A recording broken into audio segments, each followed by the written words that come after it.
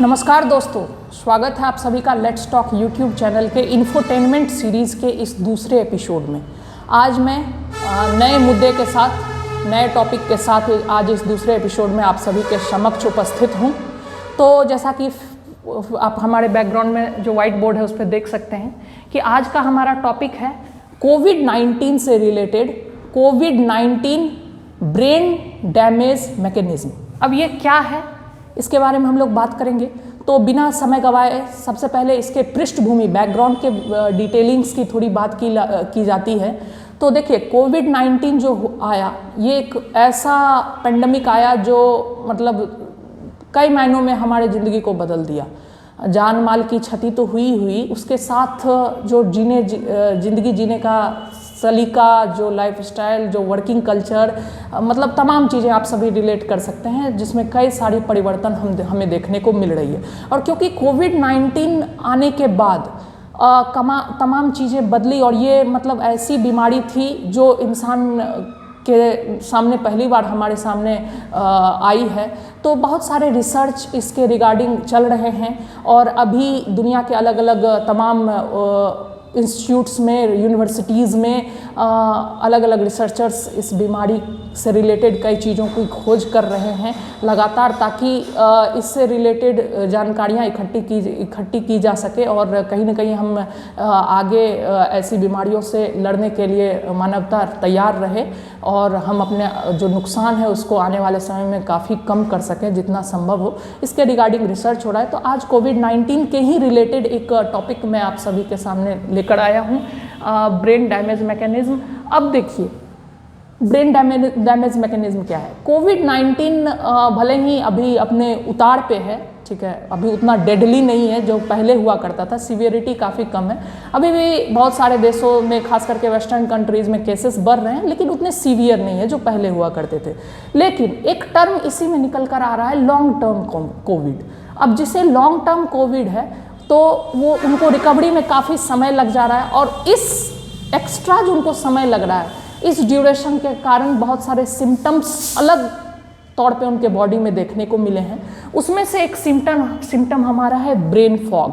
अब brain fog क्या है, मैं सबसे पहले कह दूं, ये उन पेशेंट्स के लिए ज़्यादा कंसर्न है जो लॉन्ग टाइम कोविड से पीड़ित है, जिन्होंने कम समय में रिकवरी नहीं की। तो ब्रेन फॉग क्या है, तो तमाम मीडिया रिपोर्ट्स के अकॉर्डिंग पता चलता है कि ब्रेन फॉग एक ऐसी कंडीशन है जिसमें इंटेलेक्चुअल डिक्लाइन होता है। अब इंटेलेक्चुअल डिक्लाइन कहने का क्या मतलब, बौद्धिक जो स्तर है, जो बौद्धिक स्तर है उसमें गिरावट होती है। अब जैसे एज फॉर एग्जांपल ध्यान केंद्रित करने की क्षमता कम जाएगी पेशेंट की, डिसीजन मेकिंग पावर पेशेंट की कम हो जाएगी, जल्दी से वो डिसीजन नहीं ले पाएंगे किसी चीज़ पे, एकाग्रता उनकी उतनी अच्छी नहीं रहेगी जो उतनी पहले हुई करती थी। मेमोरी इम्पेयरमेंट की बात की जा रही है कि कहीं ना कहीं याददाश्त और स्मरण शक्ति पे भी इसका बुरा प्रभाव देखने को मिलता है। तो उन सारी चीज़ों को रिलेट करके एक ब्रेन फॉग टर्म है जो दिया गया है लॉन्ग टर्म कोविड पेशेंट में, जिनका थोड़ा सा इससे रिलेटेड चीज़ें अभी तक देखी गई हैं और आगे रिसर्च इस पे चल रहा है। तो अब मैकेनिज्म ब्रेन फॉग मतलब कोविड के कारण जो हो रहा है, जिसमें तमाम मैंने चीज़ बोली, याददाश्त का कमज़ोर हो जाना, डिसीजन ना ले पाना सही से, ऐसी तमाम चीज़ें, ध्यान एकाग्रचित नहीं कर पाना। तो इन सारी चीज़ों के मैकेनिज्म की अगर बात की जाए तो एक बहुत सारे जर्नल्स हैं, उसमें एक जर्नल्स हमारा आप बोर्ड पे देख सकते हैं, साइंस एडवांसेस भी है। तो इसमें कुछ रिजल्ट पब्लिश हुए थे, तमाम अलग अलग यूनिवर्सिटीज़ कोलैबोरेट करके आपस में रिसर्चर्स ने रिसर्च किया और उन चीज़ों को आम जनता के सामने जर्नल्स के थ्रू उन्होंने लाया भी। तो जब इन जर्नल्स में आप ध्यान दीजिएगा तो आपको पता चलेगा कि एक कॉन्सेप्ट नई निकल कर आई कि लॉन्ग टर्म कोविड पेशेंट जो है, जो लंबे समय से रिकवरी के इंतज़ार में, रिकवर करने में उनको लंबा समय लग रहा है, तो उनके ब्रेन में कुछ पार्ट्स ऐसे हैं जो सिकुड़ रहे हैं, shrinking parts of the brain. तो कुछ पार्ट जो सिकुड़ रहे हैं उनको उन्होंने इस केस स्टडी में पाया है। और अब कोविड के बहुत सारे वेरिएंट आए, आप सभी जानते हैं, तो उसमें से ये ब्रेन फॉग के लिए और ब्रेन के पार्ट्स के सिकुड़ने के लिए सबसे ज़्यादा जो है प्रबल रूप से जिम्मेदार किस वेरिएंट को माना जा रहा है, तो वो हमारा है SARS CoV-2 SARS-CoV-2 वायरस, इसे अभी तक के रिपोर्ट के अनुसार, रिसर्च के अनुसार इसका नाम ज़्यादा निकल कर आ रहा है ब्रेन फॉग के कंडीशन के लिए, इसे ही रिस्पॉन्सिबल माना जा रहा है। तो अब इस वायरस के कारण क्या होता है ऐसे ब्रेन में कि ब्रेन फॉग हो जाता है? तो देखिए, हम लोग बात करते हैं सेल फ्यूजन की। फ्यूजन सबसे पहले क्या है, आप सभी जानते होंगे। फ्यूजन होता है मतलब अगर न्यूक्लियर लेवल पे बात की जाए तो दो न्यूक्लियस आपस में जुड़कर, दो या दो से अधिक न्यूक्लियस आपस में जुड़कर एक बड़े न्यूक्लियस का फॉर्मेशन करते हैं। इसी प्रोसेस को हम लोग बेसिकली फ्यूजन कहते हैं। तो अब सेल फ्यूजन क्या है, अब इससे आप रिलेट कर लिए होंगे कि नाम से ही क्लियर है, ब्रेन के जो सेल्स हैं, अलग अलग सेल्स हैं, वो कहीं ना कहीं आपस में जुड़ के एक नए सेल का फॉर्मेशन कर लेते हैं। वही हुआ सेल फ्यूजन, जो कि ये SARS-CoV-2 वायरस करवाता है। तो अब ये फ्यूजन का प्रोसेस कैसे होता है, तो इसके रिगार्डिंग जब रिसर्च की गई तो पाया गया कि देखिए, अब ब्रेन सेल्स में जो कैल्शियम आयन का इनफ्लो है, मतलब जो कैल्शियम आयन सेल्स के अंदर जा रही हैं, उसका मेजरमेंट लिया गया तो तमाम चीज़ें उससे निकल कर आई सामने और पाया गया कि ये क्या करता है ये वायरस। सबसे पहले तो सवाल ये उठता है कि ये ब्रेन तक पहुंचता कैसे है। तो इसकी एंट्रेंस की अगर बात की जाए तो ये ब्रेन तक कैसे पहुंचता है, तो ये ब्लड और ब्रेन के जो बैरियर होता है उसको डिसरप्ट करके ब्रेन के अंदर जाता है। और जब ये ब्रेन के अंदर जाता है तो फिर ब्रेन सेल फ्यूजन जैसी चीज़ें सामने निकल कर आती हैं। तो सवाल अब इसमें ये उठता है कि आखिर ये सेल फ्यूजन कैसे करवा पाता है, ये वायरस आखिर क्या करता है कि सेल फ्यूजन होने लगती है। तो देखिए, सेल फ्यूजन कैसे होती है। ये वायरस जैसे ही आपके ब्रेन के एक सेल को, एज फॉर एग्जांपल पेशेंट के ब्रेन के एक सेल को अफेक्ट करता है, तो ये क्या करता है ना कि फ्यूजन प्रोटीन काउज करता है। अब वो फ्यूजन प्रोटीन सेल के सरफेस पे, सतह पे फैल जाती है, और वो जब फैल जाती है तो अगल बगल के सेल्स को भी वो अपने और मिलाती है, और वो सेल को मिलाकर सेल फ्यूजन जैसी चीज़ों को अंजाम देते हैं। और जब सेल फ्यूजन जैसी चीज़ों को ये अंजाम देते हैं तो फिर ब्रेन फॉग की कंडीशन और उससे तमाम जुड़ी अलग अलग प्रॉब्लम्स हमारे सामने निकल कर आती हैं। तो इससे पहले कि मैं आगे बढ़ूँ, प्रीवियस फाइंडिंग्स के बारे में बात करते हैं। ऐसे नहीं है कि ब्रेन में सेल्स में इन्फेक्शन कोई कोविड के दौरान से ही शुरू हुआ, नहीं, पहले भी बहुत सारे ऐसे वायरसेस हैं, Nipah virus, HIV virus, rabies virus, ऐसे बहुत सारे वायरस हैं जो ब्रेन को इन्फेक्ट कर सकते हैं। तो प्रीवियस जो फाइंडिंग्स थे हमारे मेडिकल साइंस में, उससे ये होता था कि ब्रेन के सेल्स अगर इन्फेक्टेड होते भी थे तो वो समय के साथ समाप्त हो जाते थे, वो डेथ उनकी हो जाती थी सेल्स की, या और वहाँ पे सूजन हो जाया करता था। लेकिन कोविड-19 के कारण जो ब्रेन सेल्स, जो अभी मैंने बात की, इन्फेक्ट हो रहे हैं, इन्फेक्टेड हो रहे हैं, वो उनमें एक नई चीज़ निकल कर आई कि उनका डेथ नहीं हो रहा है, उन सेल्स का डेथ नहीं हो रहा है, बल्कि उनकी फंक्शनैलिटी चेंज हो जा रही है। अब कहने का क्या मतलब, हम लोग बचपन से साइंस में पढ़ते आए हैं कोशिकाओं के बारे में कि cell is the structural and functional unit of life. हम लोग सभी इस चीज़ से अवेयर हैं। अब जब दो या दो से अधिक सेल फ्यूजन करके एक में बदलेंगे तो सबसे पहले उनका ढांचा, स्ट्रक्चर, संरचना उनका बदल जाएगा और फिर उनकी फंक्शनैलिटी भी बदल जाएंगी। तो ये क्या कर रहा है, ये सेल को मार नहीं रहा है, सेल डाई आउट नहीं हो रहे हैं, लेकिन उनका स्ट्रक्चर और फंक्शनैलिटी ये बदल दे रहा है। तो आप खुद कल्पना कीजिए, जिन चीज़ों से हमारी शरीर मिलकर बनी है, अगर उनका स्ट्रक्चर और उनका फंक्शनिंग अगर बदल जाए तो कितनी तमाम नई चीज़ें निकल कर आएंगी जो कहीं ना कहीं सही नहीं होगी। तो वही ये कर पा रहा है। तो अब जब ये ब्लड और ब्रेन के बैरियर को डिसरप्ट करके ये वायरस अंदर प्रवेश कर ले रहा है तो फिर ये सिंक्शियम फॉर्मेशन करता है। अब ये सिंक्शियम फॉर्मेशन क्या है, तो देखिए, इस दौरान क्या होती है कि सेल आपस में जुड़ जाते हैं और नए सेल बन जाते हैं। तो एक जब वो पहले आपस में नहीं जुड़े हुए थे तो उनका एक अपना सेल मेम्ब्रेन, अपना बाउंड्री था, उनके अंदर पर्टिकुलर उनके कंपोनेंट्स थे। लेकिन अब दो या दो से अधिक सेल जब जुड़कर फ्यूजन करके एक हो जा रहे हैं तो एक सेल का कंपोनेंट दूसरे सेल में मूव कर रहा है, दूसरे का पहले सेल में मूव कर रहा है, तो वो आपस में विद इन सेल्स मूव कर रहे हैं। तो ये जैसे ही अगर वो एक सेल के कंपोनेंट दूसरे में, दूसरे के पहले में, तीसरे के चौथे में, इस तरीके से आपस में मूव करने लगेंगे तो सेल फिर बेकार हो जाएगा, वो डिसफंक्शनल हो जाएगा, वो सही से अपना फंक्शन नहीं कर पाएगा। तो ये डिसफंक्शनैलिटी की जो परिस्थिति है, स्टेज है, ड्यू टू सेल फ्यूजन, इसी को सिंक्शियम फॉर्मेशन कहते हैं।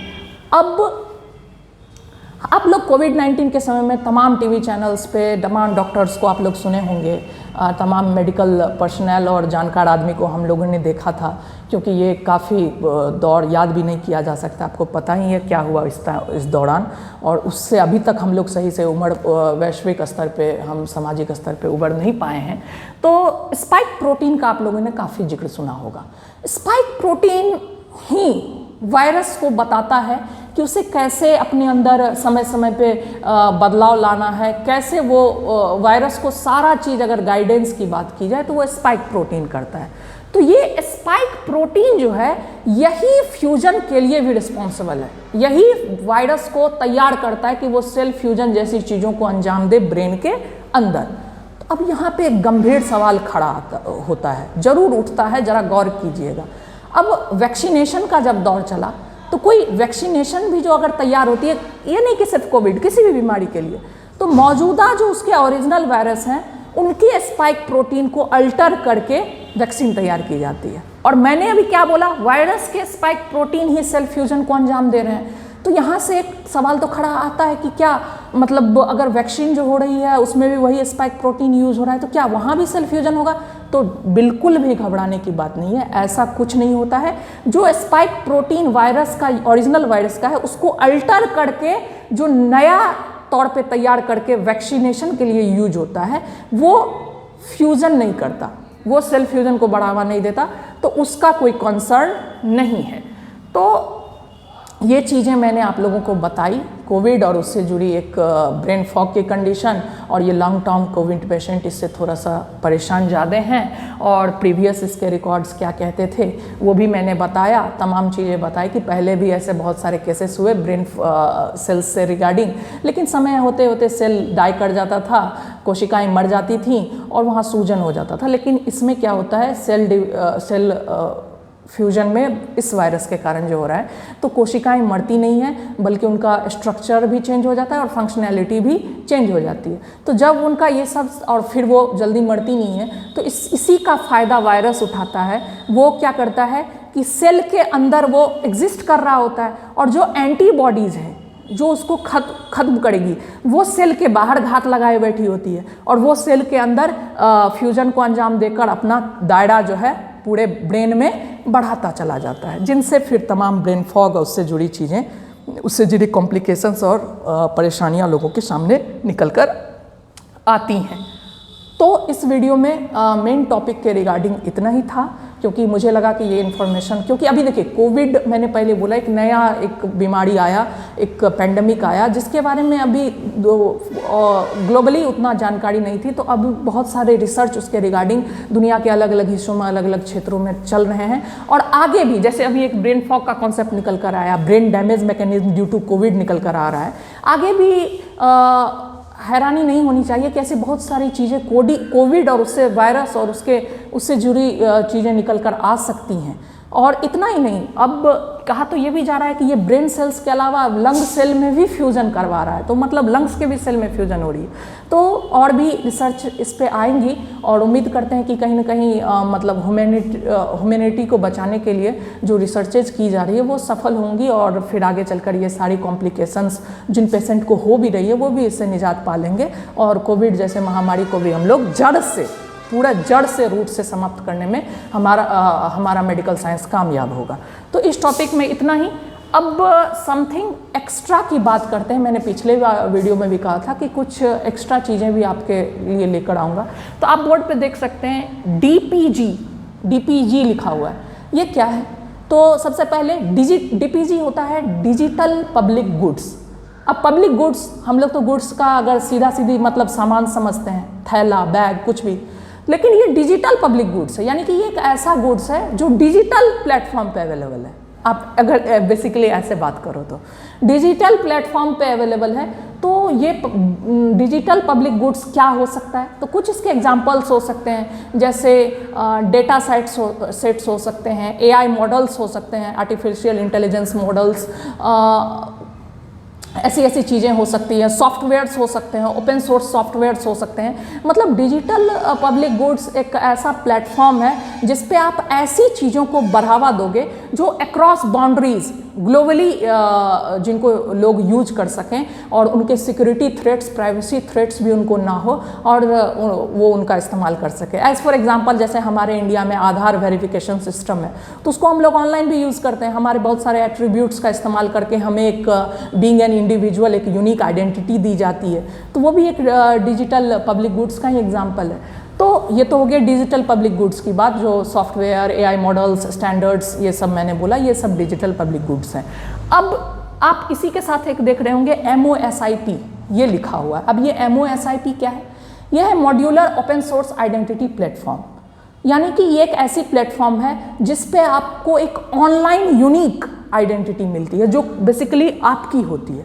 तो अब इसका नीड क्यों पड़ा? तो ग्लोबली अलग अलग नेशंस, सब आजकल जान रहे हैं आप लोग, ग्लोबलाइजेशन का दौर है, तमाम वैश्विक स्तर पे बहुत सारे देश आपस में बहुत सारे प्रोजेक्ट को चलाते हैं, कोलैबोरेट करके ट्रेड होता है, बहुत कुछ होता है। तो कहीं ना कहीं ऑनलाइन प्लेटफॉर्म इसके लिए यूज होता है।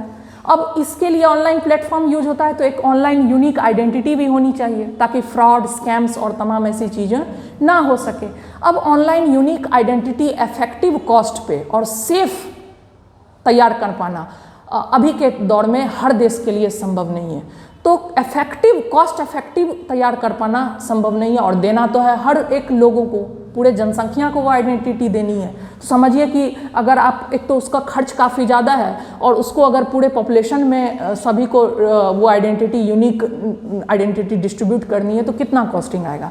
तो बहुत सारे ऐसे राष्ट्र हैं जिनके पास या तो उचित अभी टेक्नोलॉजी नहीं आई या मतलब वो उस पर एफोर्ड नहीं कर पा रहे हैं, कम खर्च में उन चीज़ों को नहीं कर पा रहे हैं। तो आपको जानकर ये काफ़ी गौरव महसूस होगा कि international institute for information technology Bengaluru, ये 2018 से MOSIP प्रोजेक्ट को लाई है और काम कर रही है और काफ़ी देश इससे जुड़े भी हैं, जैसे श्रीलंका, टोगो, मोरक्को जैसे देश के पॉपुलेशन को, उनके गवर्नमेंट्स को, उनके ऑर्गेनाइजेशंस को इन्होंने एक platform, safe platform, cost effective way में तैयार करके ये संस्था दी है कि उनके लोगों को फाउंडेशनल डिजिटल आइडेंटिटी मिल सके। और डिजिटल आइडेंटिटी जैसे मिलेगी तो उनके देश में जो उनकी अपनी सरकार है वो चाहे जो भी स्कीम्स लाएंगी वो डायरेक्ट एफिशिएंट वे में लोग को उस स्कीम्स से वो अपने पॉपुलेशंस को, मासेस को जोड़ पाएंगी। तो ये उनके लिए ज़रूरी था। तो उसमें हमारा international institute for information technology Bengaluru ने हाथ बढ़ाया और बहुत सारे ऐसे देशों के तमाम लोगों को एक सेफ प्लेटफॉर्म के जरिए वो डिजिटल फाउंडेशनल आइडेंटिटी प्रोवाइड करते हैं जो उनके गवर्नमेंट और उससे जुड़े स्कीम्स से जोड़ता है और उनके विकास में एक रफ्तार लेकर आया है। अब क्विज सेक्शन, तो हम लोग में से शायद ही कोई होगा जो एल्बर्ट आइंस्टाइन का नाम नहीं जानता होगा। ऑब्वियसली हम सभी जानते हैं कि उन्होंने काफ़ी बेहतरीन काम किया। Albert Einstein and his theory of relativity हर कोई जानते हैं, लेकिन मेरा यहीं से एक सवाल निकल कर आता है कि क्या भारत के आइंस्टाइन किसे कहा जाता है? कौन है भारत के आइंस्टाइन? ये आप जानते हैं? और जिस तरीके से एल्बर्ट आइंस्टाइन को थ्योरी ऑफ रिलेटिविटी के लिए जाना जाता है, तो भारत के आइंस्टाइन को किस चीज़ के लिए जाना जाता है? तो आज का सवाल ये है, who is said to be the Einstein of India and for what? Bharat के आइंस्टाइन किसे कहा जाता है और क्यों कहा जाता है? इस पर आप रिसर्च कीजिए और ज़रूर अगर आपको जवाब मिले तो ज़रूर कमेंट सेक्शन में बताइएगा। और अब क्योंकि तमाम वीडियोज़ अब आप देख रहे हैं कि रिसर्च वे में आ रही, तो कहीं ना कहीं अब मैं अपने आप को इस लायक पा रहा हूँ कि मैं आपसे छोटा सा अपील तो कर ही सकता हूँ। और वो अपील कुछ नहीं है, आप लोग पहले से जानते होंगे कि वीडियो को आगे बढ़ाइए, तमाम लोग इससे जुड़ें ताकि मेरे भी मोटिवेशन बढ़े और मैं भी रिसर्च वे में और भी चीज़ें ला सकूं और आप लोग का सहयोग मुझे मिलता रहे, यही उम्मीद है। और उम्मीद करते हैं कि आगे फिर आप लोग से जुड़ाव होगा और नए एपिसोड, नए वीडियो, नए कंटेंट के साथ मिलूँगा। तत्काल इस वीडियो में इतना ही। बहुत बहुत आभार, बहुत बहुत धन्यवाद।